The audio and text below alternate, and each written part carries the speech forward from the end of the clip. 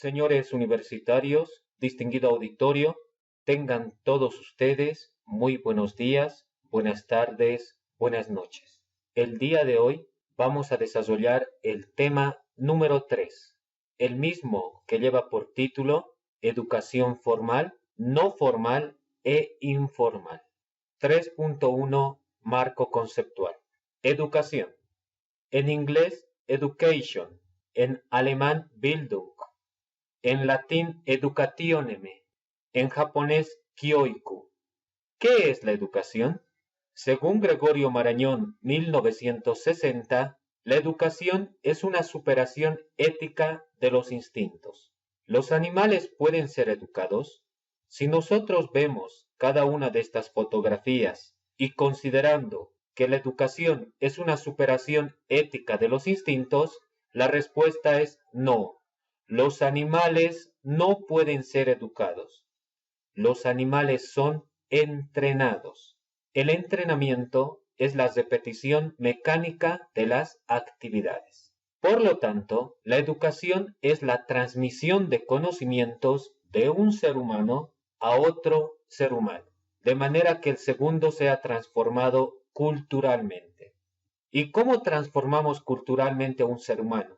Es a partir del incremento de los conocimientos, entendiéndose por conocimiento como el proceso mediante el cual el hombre, el ser humano, desde sus estatus y roles sociales y a través de su actividad práctica específica, se apropia del sistema de objetos y conceptos creados por las generaciones precedentes y los utiliza para transformar la naturaleza, la sociedad y su propio pensamiento, con lo que enriquece y profundiza los sistemas lógicos existentes y crea un nuevo punto de partida para las generaciones venideras. 3.2 Etimología de la palabra educación. La palabra educación tiene doble etimología. Proviene del latín educare y del latín exducere. Educare significa criar, alimentar, instruir, hacer crecer. Plantea la idea de nutrir, de llevar a otro un alimento, sea material o espiritual. El término educare hace referencia al proceso que va de afuera hacia adentro, también denominado como heteroeducación. A diferencia de ello, el término exducere significa extraer, externalizar, sacar afuera, hacer salir. Está vinculado a la idea de extracción. Es un proceso que va de adentro hacia afuera, también conocido como autoeducación. 3.3 Corrientes filosóficas. Se pueden destacar dos corrientes filosóficas en su forma más opuesta. Por un lado se tiene el materialismo y por otro lado el idealismo. Y una tercera que se ubica como término medio, denominado positivismo. El materialismo. No creen en la existencia de un ser supremo, solo creen en lo material, en lo que ha sido creado por los átomos. Dicta que la conciencia y el pensamiento son el resultado de la materia. La materia es lo primero y la idea, la conciencia o el espíritu es secundario, porque nace de la materia. Primero la materia, después el conocimiento. Bajo el enfoque del materialismo, el profesor es dueño del conocimiento. Primero debe de haber un cerebro, después el conocimiento y las ideas. Por otro lado, el idealismo cree en la existencia de un ser supremo, que creó al ser humano y a sus facultades. Cree que el ser humano va más allá de lo material. Se debe tomar en cuenta la conciencia, las ideas, el sujeto, el pensamiento. Dicta que el sujeto o ser humano puede cambiar su destino mediante su pensamiento. Primero es la idea o espíritu, y que por lo tanto la materia es secundario, porque se deriva de la idea. Primero el espíritu y después el cuerpo. Bajo el enfoque del idealismo, el profesor es tutor, es guía, es el que debe conducir las ideas de sus alumnos. Desde el punto de vista del positivismo, el cerebro tiene dos hemisferios. En el primer hemisferio, si no hay conocimiento, tenemos que enseñar. Educaré. El proceso va de afuera hacia adentro. Está relacionado con la heteroeducación. En el segundo hemisferio existe conocimiento y ese conocimiento se debe conducir, extraer porque está ahí. Exduceré. El proceso va de adentro afuera. Autoeducación. La educación es un proceso de acrecentamiento, heteroeducación, y es también un proceso de crecimiento, autoeducación. En síntesis, la educación es un proceso global. El positivismo trata de mediar y se convierte en un proceso global. Cerebro más conocimiento. 3.4. Evolución de la educación boliviana. Como tarea, se pide investigar la evolución de la educación boliviana. Así, por ejemplo, educación en las culturas indígenas originarias, educación en el coloniaje, educación en la época republicana. Se remonta hacia el año 1825, donde Simón Rodríguez es designado director general de la educación por el entonces presidente Simón Bolívar. Las escuelas indígenas y la escuela de El Ayllu de Huarizata, que va desde 1931 a 1940. La educación debe darse en el campo, en el lugar donde vive el campesino. El Código de la Educación Boliviana, que fue promulgado el 20 de enero de 1955.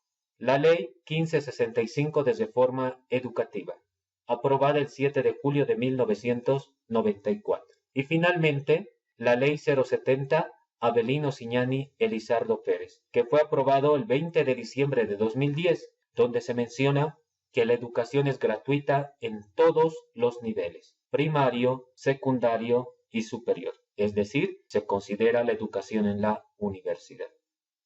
3.5. El fenómeno educativo.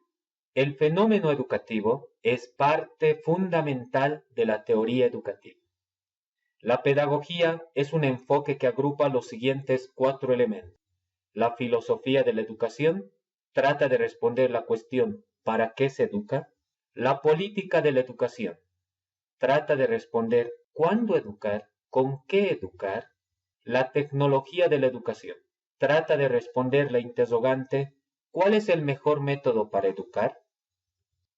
La ciencia de la educación, también conocida como teoría de la educación, trata de responder a la cuestión ¿por qué debemos de educar?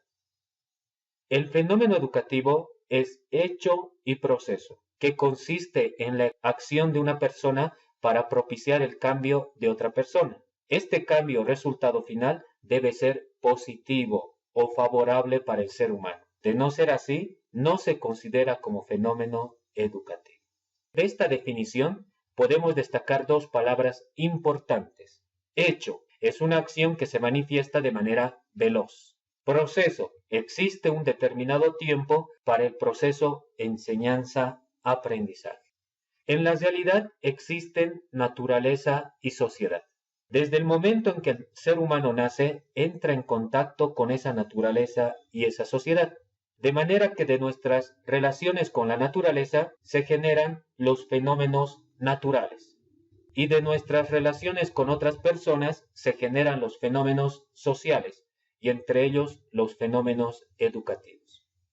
El fenómeno educativo es la parte fundamental de la teoría educativa. La teoría educativa estudia el comportamiento del fenómeno educativo. La teoría educativa, entendida como parte científica de la educación, tiene como objetivo o propósito el estudio del fenómeno educativo, que puede ser hecho o proceso, para describir, explicar, predecir, orientar su comportamiento. 3.6. Actores que participan en el proceso educativo. Los agentes fundamentales del proceso educativo o de la educación en general son 4. El educador, el educando, el contenido curricular y los medios educativos. El educador, también conocido como profesor, docente, catedrático o pedagogo. El educando, también denominado como alumno estudiante universitario. El contenido curricular es el mensaje del educador al educando, tomando en cuenta el plan de estudios, el programa analítico, transmitidos como mensaje. Los medios educativos consiste en utilizar un canal para poder transmitir los conocimientos del educador al educando. Así, por ejemplo, se tiene una pizarra, la voz humana, los oídos, los pupitres, las computadoras. 3.7 Proceso, enseñanza, aprendizaje. El educador es el profesor que codifica. El educando es el alumno, el estudiante que decodifica. El contenido curricular es el mensaje que envía el educador al educando. Los medios educativos son el canal por el medio del cual se transporta el mensaje y existe una respectiva retroalimentación. 3.8 El universo educativo. Según Trilla Jaume 1993, el universo educativo es el conjunto de hechos, sucesos, fenómenos, efectos educativos formativos y o instructivos, y por extensión es el conjunto de instituciones, medios, ámbitos, situaciones, relaciones, procesos, agentes y factores susceptibles de generar. Este autor divide el rectángulo del universo educativo en 3 sectores. El sector A corresponde a las instituciones y medios de formación y enseñanza ubicados en la estructura educativa graduada, jerarquizada y oficializada. Es el sistema educativo formal. El sector B está formado por el conjunto de instituciones y medios educativos intencionales, con objetivos definidos que no forman parte del sistema de enseñanza graduada o formal. Es la educación no formal.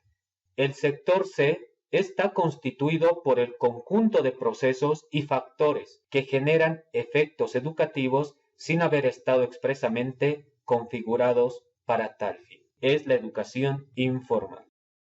3.9 Criterios de semejanza y contraposición.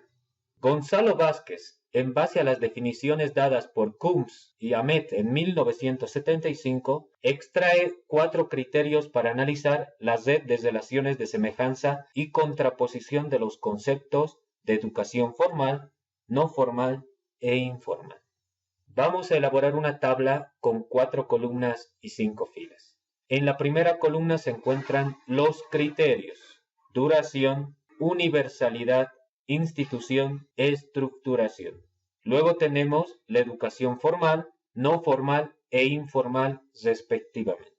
Así, por ejemplo, la duración en la educación formal es limitada por etapas, niveles, semestres, créditos. La educación no formal es limitada y la educación informal es ilimitada, porque aprendemos desde el momento en que nacemos hasta el día en que fallecemos. Universalidad. Con respecto a la educación formal, es universal dentro de ciertos límites. Ejemplo, periodo de obligatoriedad de la educación escolar, que varía según los países. En la educación no formal, cada acción se dirige a una persona o grupo concreto, con características comunes. La educación informal es universal porque afecta a todas las personas. Institución. La educación formal es impartida en una institución específica. Ejemplo, la escuela o la universidad.